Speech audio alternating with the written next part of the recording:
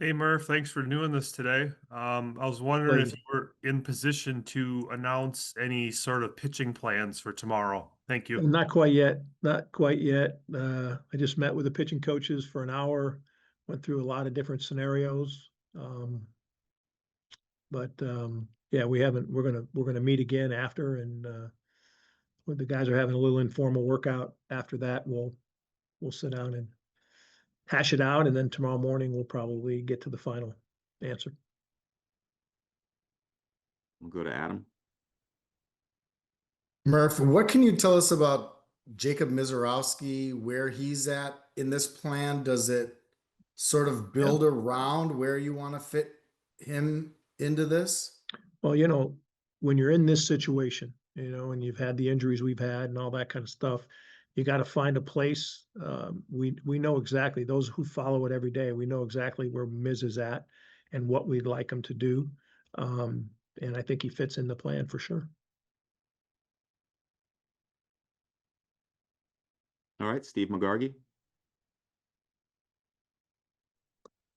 What's the message that you give your team in a situation like this, coming off two losses, season on the line? How do you just try to make sure that they stay as poised but also as loose as possible and not get caught up in the pressure? Well, I mean, there's nobody on our team except for Yelich and Peralta that's ever played in an away playoff game. So they got their first taste of it in an unbelievable environment. It's a good learning experience for a young team. This is a team that's taken on all adversity. I just, again, guys, to criticize this team for losing two games in Chicago in that environment, as well as the Cubs played, is how well they capitalized on every little thing. I mean, that's baseball. This team hasn't had a more than a 4-game losing streak in 2 years. So it's the greatest 2 years win total in Brewer history. Now, they've done that without the big roster, without the big budget, without the free agent signings, without the trade deadline stuff. So respect this team. Will they respond? They always do. You know, um, I fully expect them to respond. That was a tough environment for 2 days for these young kids. They're very young. Again, who on the team other than those two have been on the road for a playoff game, and that's it's hard to do. Dominic, go ahead. Murph, I'm curious if, with all the off days and all the workouts you've been able to have, like get hands-on time with your team, have you learned anything about your club? Have you had the chance to actually, digest things that your team does well, or maybe had the chance to reflect on? Of course, I mean this team is again. There's not one prognosticator that picked them over 500. So this team's overachieved all year. And this team had a dream to want to do something special for the fans in Milwaukee, for Bob Uecker, for each other. How the last year ended, they had a magical season last year that nobody expected. That's what teams don't that the fans don't understand sometimes. They're critical, and that's their right. But they're also important to us that they come out with the right attitude and help us out the way the Cubs fan helped them and the way the Brewers fans helped them in the first 2 days. That's this is baseball. It's hard to do. We're the only small market team doing this, and get behind these guys. They're doing it for a lot of them for the first time, and they're well aware how hard it is to be in the position they're in. Look at what they put themselves in this position. So I'm proud. I admire this team. I really do. I admire them, and they have 2 games when the other team plays really good. One of the best teams in baseball too, and that can happen. So I'm proud we're in the spot we're in. We're 1 game away from we're 5 wins away from the World Series. So we'll just keep. I've learned a lot about this team, and one thing it's resilient, and they bounce back. Think about this, Tom. We haven't had more than a 4-game losing streak in 2 years. Look at the roster, look at the injuries, look at the adversity. Look what this team has done. Look what these players have done. They've all stepped up. Guys are on, the fans are on Priester for not having a good. Come on, man. The guy was in AAA, and it's not like he was a budding prospect that people are like, oh my God, this is the guy to get. No, he's self-made. And he's had an incredible year, and he had a little hiccup that's fairly understandable. So it's not like we're dealing with a veteran NFL club going into the postseason like, well, this will be the year. These guys don't even know about 3 years ago because most of them weren't here. So what I know about this team is they're resilient for sure. Curtis? Murphy talked about how just the record the last 2 years and what the most wins I think you said in franchise history in 2 years. Along those lines, do you feel though like in your opinion a playoff series victory is needed, wanted to further validate that effort? It would be great. Validate. Kurt, you guys have the job to write and to criticize and do what you got to do. That's what you do. Validate.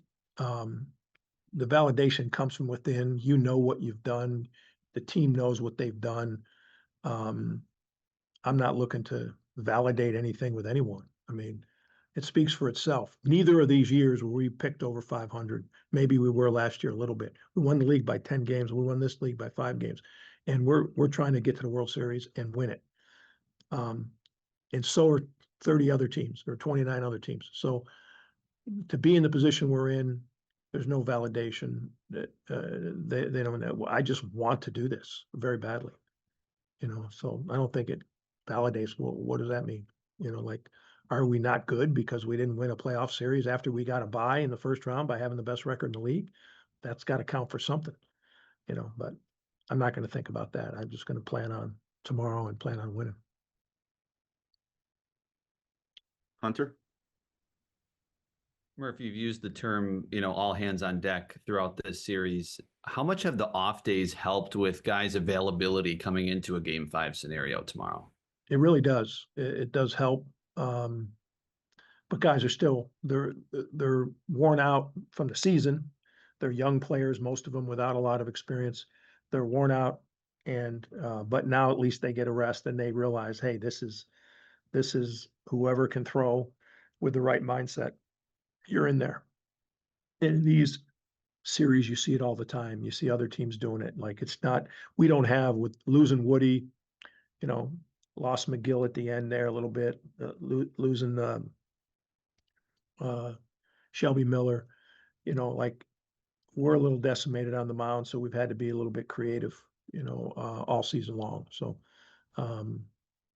we're going to try to do that again like we did in Game 2, probably. We'll go back to Adam.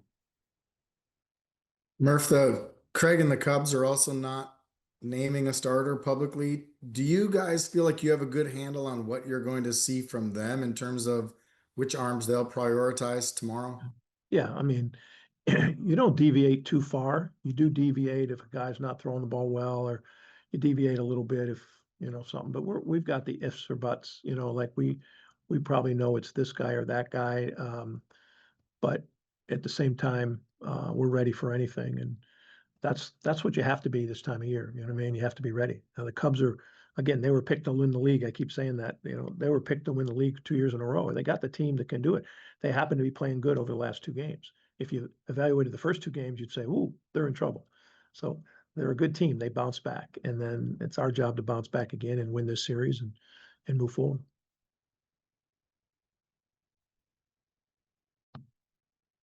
But we know basically who the couple, probabilities are, you know what I mean? And we'll go to Jesse. Jesse, are you guys putting extra focus on the first inning and how the Cubs have scored? Like, can you really drill down a little bit more on that as you prepare for Game 5? I think it's way more common than you think, Jesse, for pitchers to be vulnerable in the first inning. Everybody's geeked up. The atmosphere is way different. And I think it's something that is noted, look at the Cubs starting pitchers in the first inning, in our first 2 games, and then our starting pitchers in 3 of the 4, I guess. So yeah, it's something you definitely look at. There's not a whole lot you can do, Jesse, in terms of like changing the sequencing or whatever. If you throw a pitch down the middle, it's got a chance to get hit. Go back to Kurt. Murph, with Ashby throwing, I think 32 yesterday, is he full go for tomorrow, or do you I have to think have he's, some yeah, I limitations think he's on him? available. I think he's available. I think he'll most likely pitch. I mean, Uribe, Koenig, McGill, Ashby, Patrick, Miz, those guys are gonna probably pitch, you know. Nobody's Yeah. stretched out to be able to run the table, and we don't have a starter in place that's be able to, you know.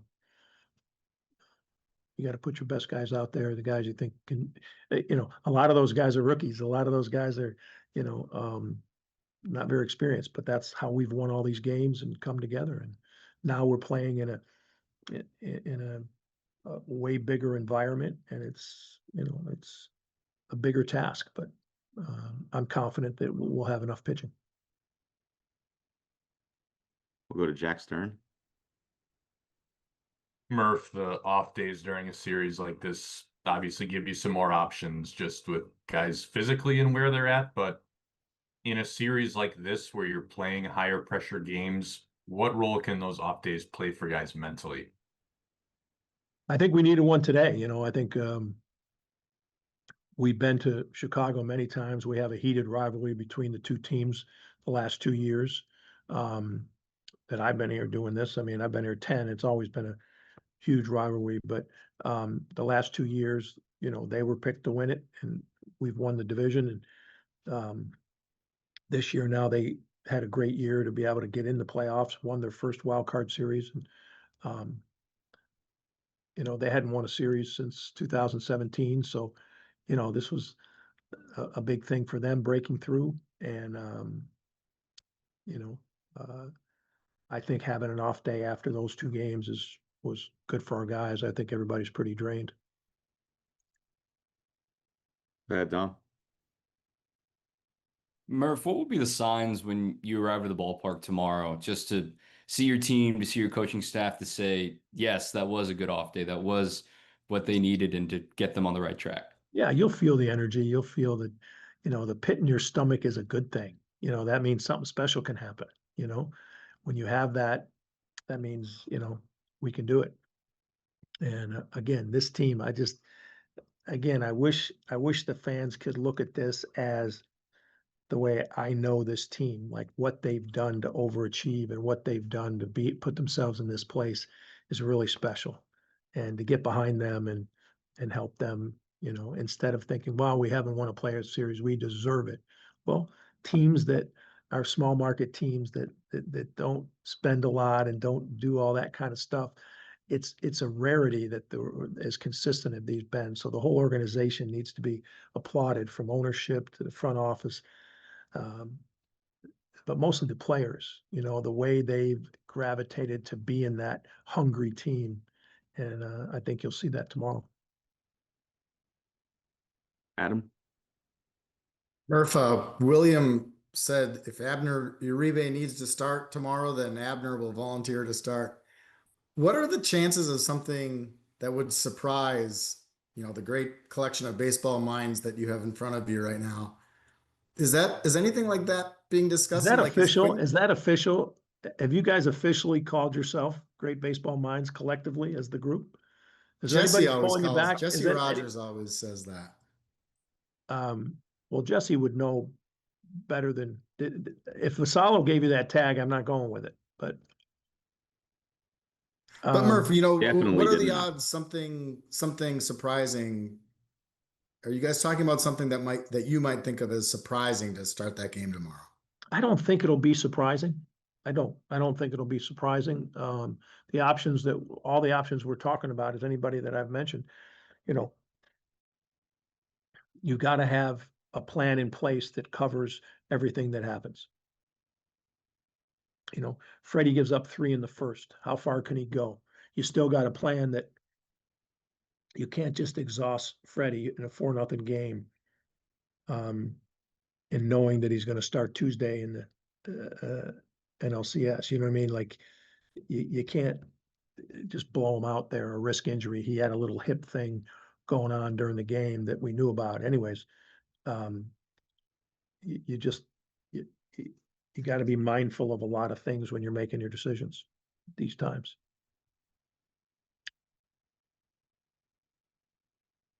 Well, I don't see any other hands raised. Ask some more questions, fellas. It's 6:18. You're brilliant baseball minds. Question things. What Talk did you about think the at the end of the lineup. Dodger game, Murph? Yeah, I mean, and you think playoff baseball isn't different? Isn't made for experienced players and people that have been through it? I mean, that kid's a young kid. He's been great. He's been up there 3 or 4 years. But my heart went out to him. You know what I mean? He just, yeah, lost it for a second, and that's what happens. You know, that's why for me the tournament and the playoffs is, you know, anybody's got a chance once you get here, and I'm just proud our club is here. All the other clubs that are here are kind of expected, right? But in the National League, so it's kind of cool being the team that nobody picked from the beginning, and let's finish it out. That's the big thing. Go ahead, Adam. I love it. We're continuing. Did you give any of your hitters, Murph? Our understanding is today is optional. Did you give any of the hitters instruction, advice on what you want? You know, like Bryce Terang, do you want him to come in and hit a bunch or stay away? Something like that on any You of know, your Adam, guys? when you have like an ongoing thing with players, and it's not like, oh, I got a great idea for you today, change your hands, you know, like that. Adjustments in hitters don't get made that way, you know. And it's more about confidence, it's more about pitch selection, it's more about you know, Bryce had a great first game here. That ball last night in a different atmosphere might go out of the ballpark, you know. There's he's not far away from, it's a 4-game thing. That's in baseball. I mean, look at Ohtani, right? Like one of the greatest, maybe the MVP, right? And look what he's doing. So it's like,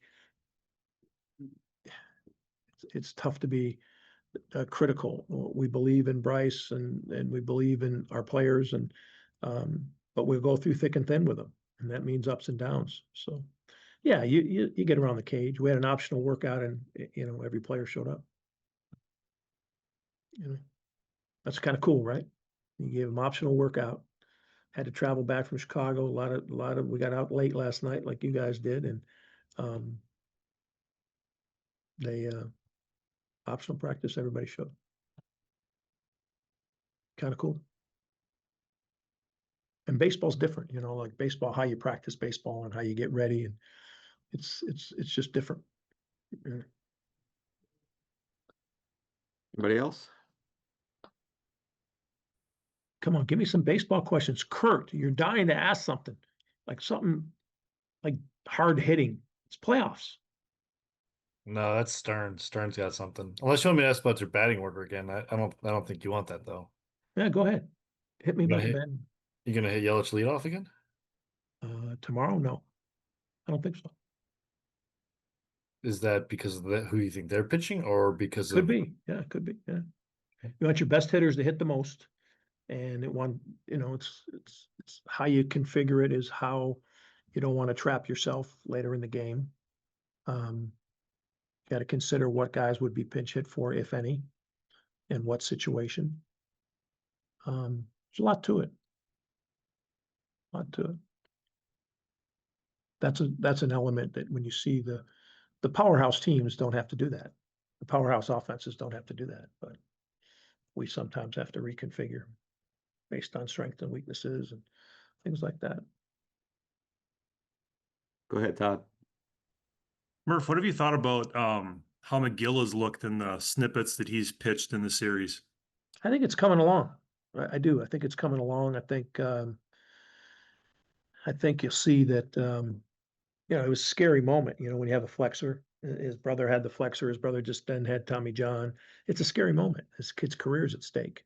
And the way we eased him into it, and he pitched against Cincinnati at the end, and it was okay, and not his normal stuff. And then his next outing was a little bit better. Next outing a little bit better. So I think he's in a pretty good spot. Those All right. things, those potential injuries, just like Churio's hamstring, it's like, it's a delicate thing, you know? If it takes away from your focus on the next pitch, it's dangerous. All right, and we'll wrap with Dom. I love it. Murph, are you surprised, or is there an intention? Maybe it's just the games of the way they went that you don't have a stolen base this series. Can you break down the running game of how hard it is to do so, and the games might have dictated a little bit too in the postseason? We did have a stolen base. Yelich stole third in the first game. Huh? Now defensive indifference. Defensive indifference. How can that be? So there wasn't enough for a stolen base. I'd have to go back and look. Wait a second. It's like any other play. If you steal third base, no matter what, if you allow first and third and you allow the guy to go to second because you don't cover, still a stolen base. It's ridiculous. We stole the base already. So you're wrong, Don. Well, with one stolen base, Murph, are you surprised that that number's out, or is the games dictated it? How does that work in the postseason? Oh, they got guys that can really hold runners. And when you're down 3 or 4 runs or don't have certain guys on base, we haven't been in the opportunity. We take I've told you all year, the threat to steal is important as anything else. I mean, what that causes can create a lot of havoc, and you can't ever measure that, Dom. How do we know how we measure that if it made a pitcher hurry his pitch and leave it in the middle? So whatever it might be. So you can't measure that. All right, thanks, Murph. Thank you, everybody. We'll see everybody tomorrow. What, Jack, nothing. Stern, nothing. I'm just shocked. I can go one more if Go, yeah, go ahead, Stern. Jesus, Recording stopped. So you guys have had a lot of relievers who have worked a lot during this series. The Cubs have gotten multiple looks at some of these guys now. How does that kind of factor into the equation as you're looking at tomorrow and how things might line up? That does factors in. But we haven't done anything that, we've pitched everybody on our staff, and, we've gotten multiple looks at some of their high leverage relievers too. So it's all about making pitches though, Jack. If you've seen a guy 100 times and he makes a pitch, that's what it's about. You know what I mean? If he uses the same sequencing against you, that wouldn't be smart, but it's about making a pitch. So if I throw the ball down the middle, it doesn't matter if you've seen me once or you've seen me whatever.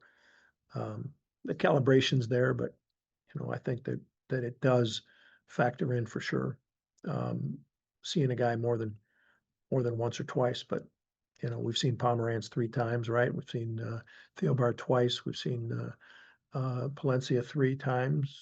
We've seen Keller twice or 3 times. So it's both ways. They got a little momentum that hopefully this day off and then being in our home park will even out a little bit and be a great game. Certain of it. All right, thanks, everybody. See you tomorrow. Thank you.